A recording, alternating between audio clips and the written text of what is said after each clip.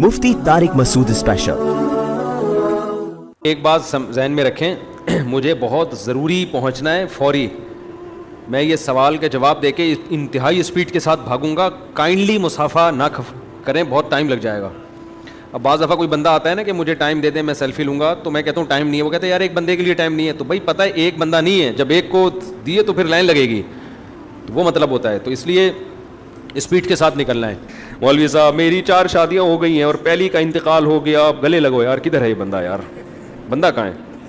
تو کیا میں ایک اور کر سکتا ہوں؟ بھائی ایک اور کر لے، لیکن اس نیت سے نہیں کہ پھر دوسری کو ماروں گا، پھر تیسری کروں گا، پھر تیسری کو ماروں گا، پھر ایک اور کروں گا، پھر چوتھی کو ماروں گا، ایک اور کروں گا۔ اگر قدرت کی طرف سے یہ پیکج ملا ہوا ہے آپ کو کہ جیسے جیسے کرتے جا رہے پرانی والی مرتی جا رہی ہے، پھر قدرت کی طرف سے اللہ سب کو زندگی دے، لیکن اگر یہ قدرت کی طرف سے ایسا پیکج ہے تو کرتے جاؤ کرتے جاؤ کرتے، ایک وقت میں 4 رکھ سکتے ہیں، سمجھتے ہو کہ نہیں سمجھتے؟ تو ایک بیوی اگر خدا نہ خواستہ مر گئی، اللہ کسی کی بیوی نہ مارے، یہ تو میں مذاق کر رہا ہوں، جب مرتی ہے تو پتہ چلتا ہے آدمی کا، دن میں تارے نظر آ جاتے ہیں۔ نئی نئی عورتوں کا جن کو شوق ہوتا ہے نا، یہ 4 دن کا ہوتا ہے، لگتی پرانی والی ہی اچھی ہے، حقیقت بتاؤں آپ کو میں، جس نے ٹائم گزارا ہوتا ہے۔ مرد کی فطرت یہ بری فطرت ہے کہ بچہ ہمیشہ اپنا اچھا لگے گا، بیوی ہمیشہ دوسرے کی اچھی لگے گی اس کو۔ اپنا بچہ کیسا کالا کلوٹا، ناک بہ رہی ہے، آڑا ترچھا، پھر بھی دل کرتا ہے اس کو اپنی بچی بھی اپنا بچہ بھی، اور بیوی اپنی کتنی خوبصورت ہو، دوسرا کوئی کلوٹی لے کے گھوم رہا ہو وہ اچھی لگتی ہے۔ یہ مرد کی غلط فطرت ہے۔ وجہ کیا ہے؟ جو چیز نہیں ہوتی اس کی قدر نہیں ہوتی، اس کی قدر، جو چیز ہوتی ہے اس کی قدر نہیں ہوتی۔ تو کئی لوگ ہم جانتے ہیں بیوی سے نفرت تھی، طلاق دے دی، دوبارہ شادی کی، اب ان کو یاد کون آ رہا ہے؟ پرانی والی یاد آ رہی۔ تو یہ جو نہیں ہوتی ہے نا 4-6 دن میں، یہ بھی کیا بن جاتی ہے؟ یہ بھی پرانی بن جاتی ہے۔ تو یہ 4-6 دن کی بات ہوتی ہے، تو وہ پرانی جو ہے نا اس کی قدر کرو، کوشش کرو، 4 اگر ہیں تو دعا کرو اللہ ان 4 کو زندہ رکھے۔ یہ نہ کہو وہ ایک ابا کی بیوی مر گئی نا، ایک آدمی کے ابا کی یعنی اماں مر گئی، تو ابا نے ایک اور شادی کر لی، اس کی نہیں مری تھی، اس نے ہوتے ہوئے دوسری شادی کر لی۔ تو ابا نے بولا کم بخت تو نے دوسری کیوں کی ہے؟ اس نے کہا ابا آپ نے بھی تو کی ہے۔ تو اس نے کہا ابا نے کہا بیٹا میری تو بیوی مر گئی تھی اس لیے کی ہے۔ تو یہ کہتا میری نہیں مر رہی تو میرا کیا قصور ہے اس میں؟ ٹھیک ہے نا؟ تو کسی کی 4 بیویاں ہیں، ایک مر جائے تو فوراً کر سکتا ہے، لیکن اگر ایک کو طلاق دے دے تو فوراً نہیں کر سکتا، سمجھتے ہو؟ جب تک اس کی عدت پوری نہیں ہو جاتی یہ شادی نہیں کر سکتا، سمجھتے ہو؟ کیونکہ عدت کے دوران بھی من وجہن کچھ نکاح کے حکام باقی رہتے ہیں۔ اسی طرح 2 بہنوں سے ایک ٹائم پہ شادی نہیں ہو سکتی، اگر ایک بہن کا انتقال ہو گیا تو فوراً اس کی بہن سے شادی کر سکتا ہے، لیکن اگر ایک بہن کو طلاق دے دی ہے تو جب تک اس کی عدت پوری نہیں ہوتی اس کی بہن سے نکاح بولو نہیں ہو سکتا۔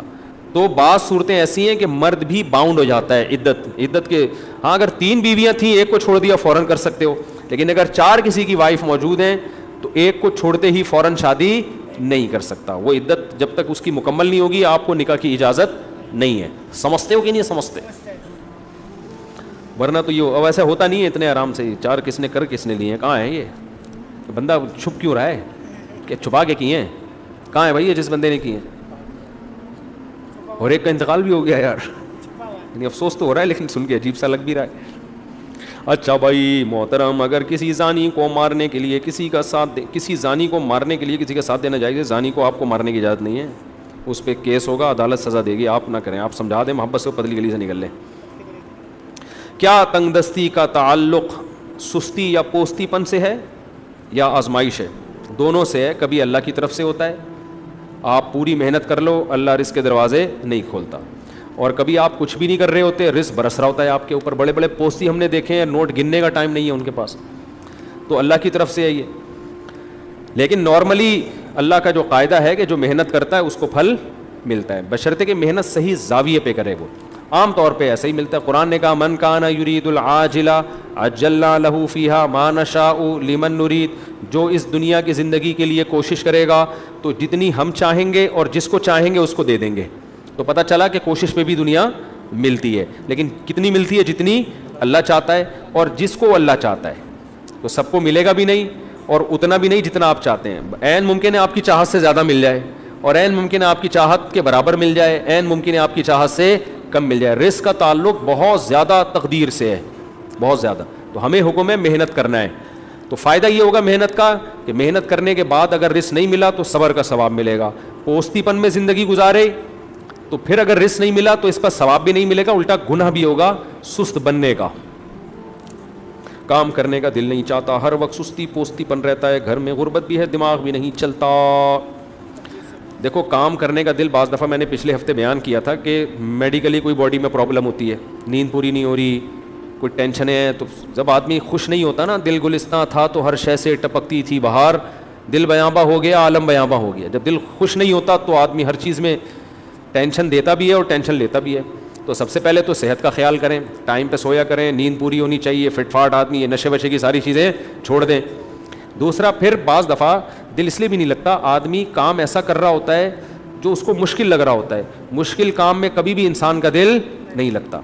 کام ہمیشہ آسان سے شروع کیا کریں. دیکھو طلبہ کا اس پڑھائی کا دل کرتا ہے کیا؟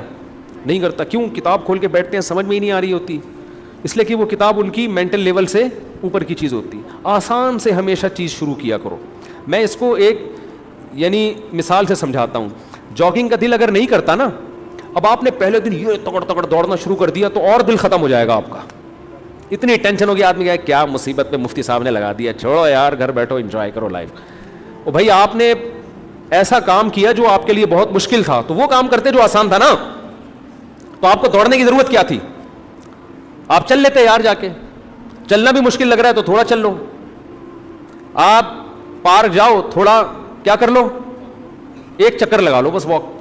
ایک چکر تو آسان ہوتا ہے نا, ایک چکر واکنگ کا لگا دیا آپ نے. ڈیلی کرنی ہے ایک چکر واکنگ, تھوڑا سا اسٹیمنا بڑھ جائے گا. آئندہ کیا کر لیا, 2 چکر, پھر 3 چکر, پھر جب 7-8 چکر واکنگ کے ہو گئے تو پھر اب آپ نے کیا ہلکا ہلکا دوڑنا ہے. تو پورا پارک کا چکر میں جاگنگ مشکل ہے تو یار آدھا چکر دوڑ لو یار. تو آسان سے جب آپ مشکل کی طرف جاتے ہیں تو دل بھی لگتا ہے, مزہ بھی آتا ہے.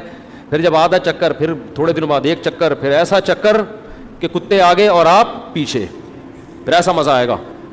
پڑھائی کا بھی ایسا ہے بھائی, جتنا پڑھا جو سمجھ میں آ رہا ہے نا, آسان کتاب لو. آپ نے انگلش سیکھنی ہے, آپ مشکل کتاب سے شروع نہ کرو, آپ بالکل A for apple, B for balloon سے شروع کرو. آپ B سے بغیرت اور C سے K سے کمینہ, معذرت کے ساتھ, آج کل تو یہ چل رہا ہے یوٹیوب پہ.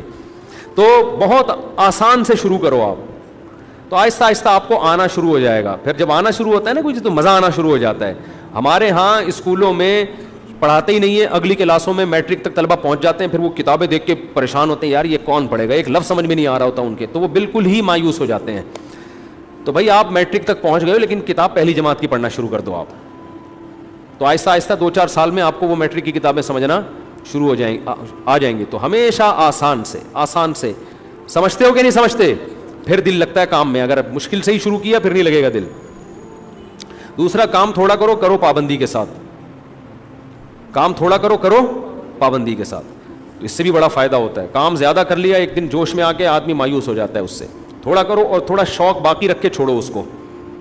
تھوڑا شوق باقی رکھ کے چھوڑو گے نا, تو اگلے دن دوبارہ شوق رہے گا. اتنا کر لیا, اتنا تھک گئے کہ اب دوبارہ دل ہی نہیں چاہ رہا, تو اس سے بھی بڑا نقصان ہوتا ہے. تبلیغ میں ایک بزرگ بیٹھے ہوئے تھے, ان کے پاس کوئی شخص آیا کہ میں 4 مہینے لگانا چاہتا ہوں. تو انہوں نے کہا پہلے سہروزہ لگایا, اس نے کہا نہیں. انہوں نے کہا پہلے سہروزہ لگا لے بھائی تو. کہا نہیں حضرت میں ڈائریکٹ جاؤں گا. انہوں نے کہا نہیں, آپ کو ڈائریکٹ نہیں جاؤ, آپ 3 دن لگاؤ. 3 دن میں ٹینشن ہو جاتی ہے جو پہلی دفعہ جا رہا ہو, تو اچانک تھوڑی 4 مہینے یار, پہلے 3 دن لگاؤ, پھر تھوڑا ٹینشن ہوگی, ٹینشن کے عادی بنو گے, پھر تھوڑا مقدار بڑھاؤ, پھر 4 مہینے پہ آؤ. سمجھتے ہو؟ ایک دم ہی اتنا نیک بن گیا. مفتی صاحب بروز قیامت کیا اللہ ہندو عیسائی یہودی سے بھی حساب لیں گے؟ یہ تو کافر ہیں. جی ہاں, حساب ہوگا ان کا, سب کا ہوگا حساب. کافر ہیں تو اس کا بھی حساب ہوگا نا, اعمال کا بھی ہوگا, عقیدے کا بھی ہوگا. السلام علیکم ہمارے پیارے مفتی صاحب, پل صراط کہاں اور کیسے قائم ہوگا؟ قرآن و سنت کی روشنی میں وضاحت کریں. جہنم کے اوپر پل قائم ہے, سورہ مریم میں, وَإِن مِّنكُمْ إِلَّا وَارِدُهَا, ہر شخص نے پل صراط کے اوپر سے گزرنا ہے. اصل میں تو اس کو صراط کہتے ہیں, ہم نے اردو میں پل کہتے ہیں, تو عربی اردو ملا کے پل صراط نام رکھ دیا اس کا. یا تو پل بولو یا صراط بولو, سمجھتے ہو؟ لیکن چلو اردو میں پل صراط ہی ہو گیا. تو جہنم کے اوپر بال سے زیادہ باریک, تلوار سے زیادہ تیز اللہ نے ایک راستہ رکھا ہے. جو دنیا میں سیدھے راستے سے جتنی اسپیڈ سے چلا ہوگا وہ اصل میں سیدھا راستہ ہے جس کو اللہ نے ایک شکل دے دی ہے. تو دنیا میں جو جتنی اسپیڈ سے چلا ہوگا آخرت میں بھی اتنی اسپیڈ سے چلے گا اس کے اوپر. اللہ تعالی ہم سب کو عافیت کے ساتھ گزارے اس سے.